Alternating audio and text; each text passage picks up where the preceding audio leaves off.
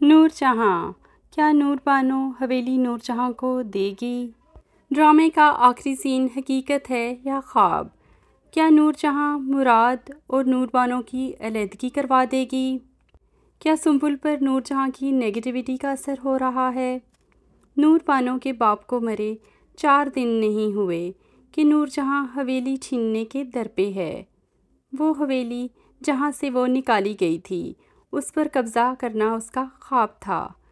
اگر وہ جتنی میٹھی شادی کے وقت تھی اور اس کے بیٹے نور بانو کے باپ کے قاتل نہ ہوتے تو نور بانو حویلی دے ہی دیتی، کیونکہ نور بانو کی تب ذہنی حالت وہی تھی جو آج کل سنبل کی ہے۔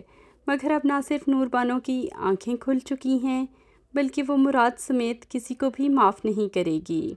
وہ بدلہ لینے آئی ہے اور بدلے میں مراد کی بھی بخشش نہیں۔ تو نور جہاں کس کھیت کی مولی ہے؟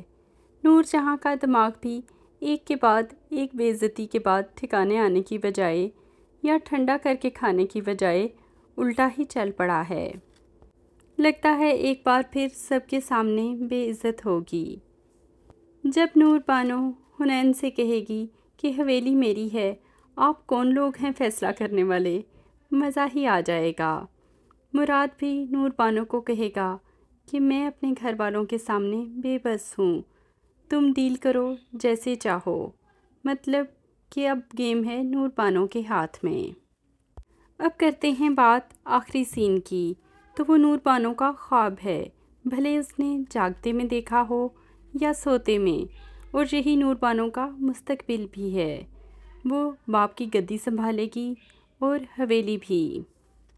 نور جہاں اس جنگ میں زیادہ سے زیادہ آخری قدم جو اٹھا سکتی ہے وہ یہی ہے کہ وہ اپنے بیٹے یعنی مراد کو آرڈر کرے کہ نور بانو کو طلاق دے دو، جس پر مراد کبھی بھی ایگری نہیں ہوگا۔ طلاق یا علیحدگی تو ہوگی، لیکن نور بانو کے انتقام کے بعد۔ گھر والوں کو مراد کے ہاتھوں ذلیل و خوار کروا کے گھر میں پھوٹ ڈلوا کر نور بانو مراد کو چھوڑ کر ہمیشہ ہمیشہ کے لیے چلی جائے گی۔ علیحدگی تو ہوگی مگر اس میں نور جہاں کی کوئی کامیابی نہ ہوگی۔ مراد کے علاوہ ایک اور بندہ ہے جو نور بانو کا ساتھ دے رہا ہے، اور وہ ہے سفینہ۔ سفینہ نے تو دل ہی خوش کر دیا جب نور بانو کو بہنوں کی طرح سمجھایا اور حالات سے آگاہ کیا۔